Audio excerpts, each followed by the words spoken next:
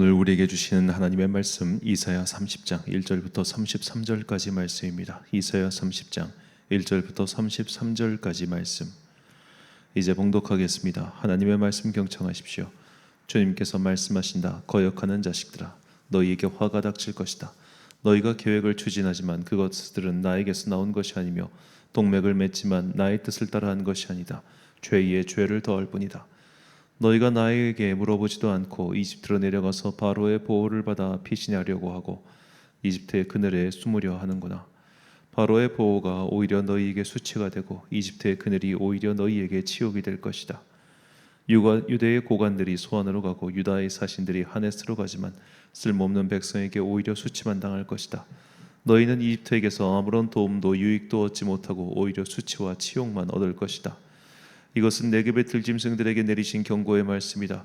유다의 사절단이 나귀 등의 선물을 싣고 낙타 등의 보물을 싣고 거친 광야를 지나서 이집트로 간다. 암사자와 수사자가 울부짖는 땅, 독사와 날아다니는 불뱀이 날뛰는 땅, 위험하고 곤고한 땅을 지나서 아무런 도움도 주지 못할 백성에게 선물을 주려고 간다. 이집트가 너희를 도울 수 있다는 생각은 헛된 망상일 뿐이다. 이집트는 맹못 쓰는 라합일 뿐이다. 이제 너는 가서 유다 백성이 어떤 백성인지를 백성 앞에 있는 서판에 새기고 책에 기록하여서 오고 오는 날에 영원한 증거가 되게 하여라. 이 백성은 반역하는 백성이요 거짓말을 하는 자손으로서 주님의 율법은 전혀 들으려 하지 않는 자손이다. 선견자들에게 이르기를 미리 앞일을 내다보지 말아라 하며 예언자들에게 이르기를 우리에게 사실을 예언하지 말아라. 우리를 격려하는 말이나 하여라. 가상 현실을 예언하여라. 그 길에서 떠나가라. 그 길에서 벗어나가라. 이스라엘의 거룩하신 분 이야기는 우리 앞에서 제발 그쳐라 하고 말한다. 그러므로 이스라엘의 거룩하신 분께서 이렇게 말씀하신다. 너희가 이 말을 업신여기고 억압과 사악한 일을 옳은 일로 여겨서 그것에 의지하고 있으니 이 죄로 너희가 붕괴될 성벽처럼 될 것이다. 높은 성벽에 금이 가고 배가 불룩 튀어나왔으니 순식간에 갑자기 무너져 내릴 것이다. 토기장 위에 항아리가 깨져서 산산조각이 나듯이 너희가 그렇게 무너져 내릴 것이다. 아궁이에서 불을 담아낼 조각 하나 남지 않듯이 웅덩이에서 물을 펴낼 조각 하나 남지 않듯이 너희가 사라질 것이다. 주 이스라엘의 거룩하신 하나님께서 이렇게 말씀하신다. 너희는 회개하고 마음을 평안하게 하여야 구원을 받을 것이며 잠잠하고 신뢰하여야 힘을 얻을 것이다. 그러나 너희는 그렇게 하기를 바라지 않는다. 오히려 너희는 이렇게 말하였다. 그렇게 하지 않겠습니다. 우리는 차라리 말을 타고 도망가겠습니다. 너희가 이렇게 말하였으니 정말로 너희가 도망갈 것이다. 너희는 또 이렇게 말하였다. 우리는 차라리 날랜 말을 타고 달아나겠습니다. 너희가 이렇게 말하였으니 너희를 뒤쫓는 자들이 더 날랜 말을 타고 쫓아올 것이다. 적군 1명을 보고서도 너희가 1000명씩이나 도망가니 적군 5명이 나타나면 너희는 모두 도망갈 것이다. 너희가 도망가고 나면 산 꼭대기에는 너희의 깃대만 남고 언덕 위에서는 깃발만이 외롭게 펄럭일 것이다. 그러나 주님께서는 너희에게 은혜를 베푸시려고 기다리시며 너희를 불쌍히 여기시려고 일어나신다. 참으로 주님께서는 공의의 하나님이시다. 주님을 기다리는 모든 사람은 복되다. 예루살렘에 사는 시온 백성아, 너희는 이제 울 일이 없을 것이다. 내가 살려달라고 부르짖을 때에 주님께서 틀림없이 은혜를 베푸실 것이니 들으시는 대로 너희에게 응답하실 것이다. 비록 주님께서 너희에게 환난의 빵과 고난의 물을 주셔도 다시는 너의 스승들을 숨기지 않으실 것이니 내가 너의 스승들을 직접 뵐 것이다. 내가 오른쪽이나 왼쪽으로 치우치려 하면 너의 뒤에서 이것이 바른 길이니 이 길로 가거라 하는 소리가 너의 귀에 들릴 것이다. 그리고 너는 내가 조각하여 은을 입힌 우상들과 내가 부어 만들어 금을 입힌 우상들을 부정하게 여겨 마치 불결한 물건을 내던지듯 던지면서 눈앞에서 없어져라 하고 소리칠 것이다. 내가 땅에 씨앗을 뿌려 놓으면 주님께서 비를 내리실 것이니 그 땅에서 실하고 기름진 곡식이 날 것이다. 그때에 너의 가축은 넓게 트인 목장에서 풀을 뜯을 것이다. 밭 가는 소와 나귀도 아무것도 먹지 않고 키와 부삽으로 까부르고 간을 맞춘 사료를 먹을 것이다. 큰 사륙이 일어나고 성의 탑들이 무너지는 날에 높은 산과 솟은 언덕마다 개울과 시냇물이 흐를 것이다. 주님께서 백성의 상처를 싸매어 주시고 매맞아 생긴 그들의 상처를 고치시는 날에 달빛은 마치 햇빛처럼 밝아지고 햇빛은 7배나 밝아져서 마치 7날을 한데 모아놓은 것 같이 밝아질 것이다. 주님의 이름 곧 그 권세와 영광이 먼 곳에서도 보인다. 그의 진노가 불처럼 타오르며 노기가 치솟는 연기처럼 하늘을 찌른다. 그의 입술은 분노로 가득하고 혀는 마치 태워버리는 불과 같다. 그의 숨은 범람하는 강물 곧 목에까지 차는 물과 같다. 그가 파멸하는 키로 민족들을 까부르시며 비옥되게 하는 재갈을 백성들의 입에 물리신다. 그러나 너희는 거룩한 절기를 지키는 밤처럼 노래를 부르며 피리를 불며 주님의 산으로 이스라엘의 반석이신 분에게로 나아가는 사람과 같이 마음이 기쁠 것이다. 주님께서 맹렬한 진노와 태워버리는 불과 폭풍과 폭우와 돌덩이 같은 우박을 내리셔서 주님의 장엄한 음성을 듣게 하시며 내리치시는 팔을 보게 하실 것이다. 주님께서 몽둥이로 치실 것이니 아시리아는 주님의 목소리에 넋을 잃을 것이다. 주님께서 그들을 치시려고 예비하신 그 몽둥이를 그들에게 휘두르실 때에 주님의 백성은 소구 소리와 수금 소리로 장단을 맞출 것이니 주님께서 친히 아시리아 사람들과 싸우실 것이다. 이미 오래전에 불타는 곳을 준비하셨다. 바로 아시리아 왕을 태워 죽일 곳을 마련하셨다. 그 불구덩이가 깊고 넓으며 불과 땔감이 넉넉하다. 이제 주님께서 내쉬는 숨이 마치 유황의 강물처럼 그것을 사르고 말 것이다. 아멘. 확증평양 알고리즘에 빠진 사람들이란 제목으로 하나님의 말씀 선포하겠습니다. 요즘 날 많이 사용하는 단어인 알고리즘, 이건 원래 수학과 컴퓨터의 용어로 문제를 해결하는 절차나 방법을 설명하는 그 과정을 뜻합니다. 이것을 좀 더 협소하게 설명하면 반복되는 문제를 풀기 위한 진행 절차, 이걸 알고리즘이라고 부릅니다. 이 말은 페르시아의 수학자의 이름에서 따왔다고 하더라고요.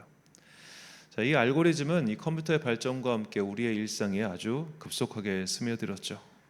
아주 단순한 예를 들면 제가 평소에 과일을 검색한다고 칩시다.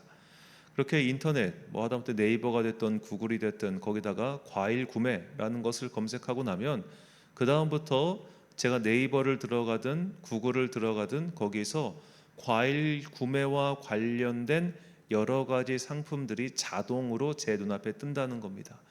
왜냐하면 반복되는 문제 해결 절차, 이런 것들을 한 번 검색하는 게 아니라 두 번, 세 번 반복해서 검색하면 이 컴퓨터가 이 기록값이 남아가지고 이 사람은 계속해서 과일을 정기적으로 구매하니 과일과 관련된 정보를 띄워주면 이 사람에게 좋겠구나 라는 식으로 컴퓨터가 수학적 작동을 한다는 겁니다. 이걸 알고리즘이라고 부른다, 이렇게 생각하셔도 되겠습니다.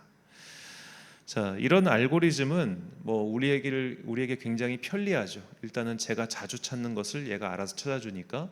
하지만 한 가지 문제점이 있는데 바로 우리를 어떠한 사고의 틀, 곧 확증 평양이라고 하는 그 틀에 가둘 확률이 매우 높기 때문입니다.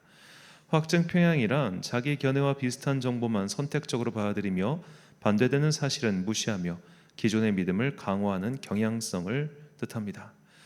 즉 내가 알고 있거나 믿고 있는 바를 반복해서 보여주기 때문에, 혹은 그와 관련된 정보가 우선해서 나오기 때문에 현재 내가 가지고 있는 이 사고가 바뀌지 않는다는 것이죠. 자, 이렇게 해서 이 알고리즘과 확증 편향을 결합해서 보통 확증 편향 알고리즘 이렇게들 많이 부릅니다.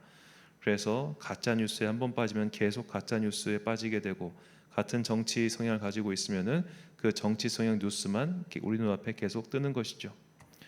자, 이게 얼마나 참 못돼 먹었냐면, 이 확증 편향 알고리즘을 이 구글에 검색해 보면 어떤 이미지가 먼저 뜨느냐, 우리나라에서 자, 중장년층이 이런 거짓 뉴스에 속아서 확증 편향 알고리즘에 갇혀 있다, 이런 말이 뜹니다. 저는 정치 콘텐츠를 되게 많이 보는 편인데, 저는 이쪽도 보고 저쪽도 보려고 좀 노력을 많이 하는데, 여러분 어느 쪽이든, 우리나라 보수 쪽이든 진보 쪽이든 간에 이상한 뉴스에 빠진 사람들은 이상해요. 이거는 연령의 문제가 아니라 그냥 거기에 빠지는 순간부터 계속해서 그것에 반복되어 노출되다 보니까 그쪽 이야기만 듣게 되는 겁니다. 그래서 우리가 특히 이제 유튜브 같은 걸로 무언가를 어떤 컨텐츠를 시청할 때 정말 주의해야 되는 게, 그런 쪽으로 얘는 의도가 있어서 그러는 게 아니라 그렇게 설계가 돼 있어요, 알고리즘 자체가. 그래서 내가 한쪽으로 이렇게 가기 전에 길을 바로 찾아가지고 이쪽 것도 의도적으로 내가 찾아줘야 됩니다. 예를 들어 제가 정치 성향이 보수다 그러면은 보수 컨텐츠만 놔두면은 계속해서 더 보수, 더 보수, 더 보수, 아주 극단적 보수의 정보까지 쭉 유튜브는 금방 갑니다. 두세 번만 가도 그렇게 갑니다. 그럴 때는 일부러라도 정말 듣기 괴롭겠지만 반대쪽 이야기의 컨텐츠도 검색을 의도적으로 해주셔야 돼요. 그래야지 얘가 나중에 가면은 두 개가 같이 뜹니다. 제가 그렇거든요. 그런 식으로 우리가 이 알고리즘은 내비두면 이쪽으로 그냥 마치 물살과 똑같습니다. 가만히 있으면 계속 쭉 더 빨리 가잖아요. 그래서 이럴 때는 의도적으로 방향을 틀어줘야 된다. 그래야지만 우리가 이런 확증 편향 알고리즘에 빠지지 않게 되는 겁니다. 자, 이런 것들을 우리 믿음의 선배들은 이미 알고 있었어요. 자, 목사들이 설교를 할 때 설교 본문을 정하지 않습니까? 설교 본문을 정하는 과정이 정말 어렵습니다. 아니 일주일 동안 성경책 읽으면서 이것저것 묵상하다가 그 묵상한 거 끄집어내 가지고 성도들한테 전하면 되는 거 아니야? 이렇게 단순하게 할 수 있으면 얼마나 좋겠어요. 그게 뭐 이 시간 다 복잡하게 얘기할 수 없지만 설교 본문을 정하는 것도 결코 쉽지가 않아요. 그러니까 그게 제일 어려워요. 설교 본문 정하는 게. 자, 그래서 믿음의 선배들은 설교자가 설교 본문을 정하는 게 굉장히 어렵다는 걸 이미 알고 있었고, 그 어려운 작업을 이 설교자가 자칫해서 자기 편한 대로 하기 시작하면은 그때부터 내가 잘 아는 성경만 본문으로 고르게 됩니다.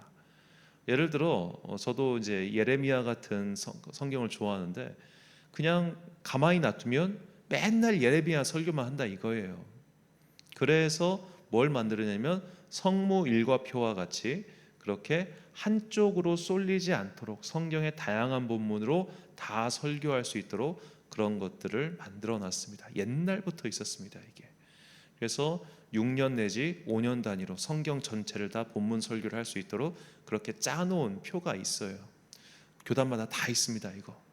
자, 그런 걸 따라가는 분도 있고 못 따라가지 않는 분도 있지만 항상 경계해야 되는 것이 내가 특정 본문만 가지고 혹은 성경 66권 중에 이것만 가지고 설교하지 않도록. 왜냐하면 그렇게 쏠리기 쉬우니까. 그러니까 이런 것도 일종의 알고리즘이 되는 거예요. 내가 이런 주제, 특히 설교자들도 자기가 원하는 주제가 있습니다. 심판에 대한 이야기를 좋아하는 분이 있습니다. 천국에 대한 이야기를 좋아하는 분이 있습니다. 지옥에 대한 이야기를 좋아하는 분이 있습니다. 용서와 화해와 은혜에 대한 이야기를 좋아하는 분도 있습니다. 자, 그러면 내가 좋아하는 쪽 이야기를 계속하게 됩니다. 예를 들어 저 같은 경우는 심판과 지옥에 대한 이야기는 좀 불편합니다. 제가 가기 싫어서 그런가 봐요. 그래서 그런 이야기는 조금 그러니까 내가 의도하지 않으면 잘 선택하지 않게 됩니다. 일종의 경향성이 생기는 것이죠. 자, 이렇게 경향성이 있다는 것, 모든 인간은 다 이런 경향성이 있습니다. 그런데 이런 경향성이 있다는 걸 그냥 내버려 놔둬버리면 어떻게 되느냐? 오늘 본문처럼 선지자에게 이상한 요구를 하는 그런 자들이 되는 것이죠. 본문 10절과 12절 말씀. 선견자들에게 이르기를 미리 앞일을 내다보지 말아라 하며 예언자들에게 이르기를 우리에게 사실을 예언하지 말아라. 우리를 격려하는 말이나 하여라. 가상현실을 예언하여라. 그러므로 이스라엘의 거룩하신 분께서 이렇게 말씀하신다. 너희가 이 말을 업신여기고 억압과 사악한 일을 옳은 일로 여겨서 그것에 의지하였으니. 아멘. 자, 우리를 격려하는 말, 가상현실, 그리고 억압과 사악한 일을 옳은 일로 여겼다. 이것이 무엇을 뜻하느냐? 확증 편향에 갇혀서 듣고 싶은 것만 들으려고 한다는 것. 이런 경향성이 성도들에게 굳어지는 순간 그들은 나중에 사악한 일조차도 옳은 일로 여기는 그런 존재가 되어버린다는 것이죠. 이것이 당시 유다 백성들의 실태였고, 그리고 하나님께서는 그런 실태를 깨부수고자 심판을 말씀하신 것입니다. 그렇게 선지자들이 심판을 예언하자, 아우 그거 듣기 싫어, 좀 좋을 말만 해줘, 우리에게 장밋빛 미래만 예언해줘, 이렇게 말을 하는 것이죠. 마치 성도 주일날 설교를 하는데 담임 목사의 설교가 너무 불편해요. 그럼 속으로 그렇게 생각하지. 저 얘기 좀 안 했으면 좋겠다, 좀 딴 얘기 좀 하면 안 되나? 그런 식으로 말이죠. 제가 아는 목사님께서는 거의 그 주일 설교 50번이라고 하면은 50분 중에 45번은 차별금지법 제정 반대 설교를 하시거든요. 그러니까 교인들이 지겨운 거예요. 좀 딴 얘기 좀 하면 안 되나? 딴 얘기를 해도 글로 수렴되니까. 물론 이제 그분이 처음부터 그런 식의 설교를 하신 분은 아닌데 상황이 급박하다 보니까 그런 식으로 좀 많이 굳혀졌습니다만, 자, 그분 입장에서 그분도 그렇게 설교하기 싫어요. 하지만 시대적 상황이 너무 급박해가지고 그렇게 설교를 하시는 것뿐이에요. 그런데 이게 경향성으로 고착화되기 쉽다는 겁니다. 나의 옳고 그름과 관계없이. 왜냐하면 어느 본문을 보더라도 그 이야기부터 떠오르거든요. 그래서 듣는 성도든 말하는 설교자든 내가 이렇게 확증 편향 알고리즘에 빠지지 않기 위해서 무엇을 해야 되느냐? 말씀을 골고루 봐야 됩니다. 여기서 말씀을 골고루 본다고 하는 것은 성경 말씀을 읽을 때 이 말씀이 나에게 주신 하나님의 메시지가 돼야 된다는 거예요. 무엇이 오늘 나에게 주시는 메시지이겠습니까? 가장 쉬운 방법, 제가 자주 말씀드렸죠. 성경을 읽다가 마음에 찔리는 것, 불편한 것, 그냥 넘어가고 싶은 것, 그게 바로 오늘 나에게 주시는 메시지입니다. 은혜로운 말씀에 줄치는, 우리 그런 경향성이 있죠. 줄치는 게 나에게 주시는 메시지가 아니라 줄치고 싶지 않은 것이 나에게 주시는 메시지일 가능성이 훨씬 높습니다. 왜냐? 성경 말씀은 좌우의 날선 칼과 같아서 그 칼은 적들을 막는 용도로도 쓰이지만 내가 선을 벗어나지 못하도록 너 여기 넘어오지 마라고 하는 자기 경계선이 되기도 하기 때문입니다. 그래서 오늘날 옛날부터 지금까지 우리 인간이 다 이렇게 확증 편향 쪽에 빠질 수 있기 때문에 내가 좋아하는 것만 들으려고 하고 좋아하는 것만 찾으려고 하는 경향성이 예나 지금이나 동일하게 있기 때문에 성경 기자는 우리가 성경을 제대로 알아야 되며 또 성경을 통해서 하나님의 날선 검과 같은 그 말씀을 통해 우리가 변화해야 한다고 계속 이야기하는 겁니다. 히브리서 기자는 우리에게 말합니다. 히브리서 4장 12절과 13절 말씀.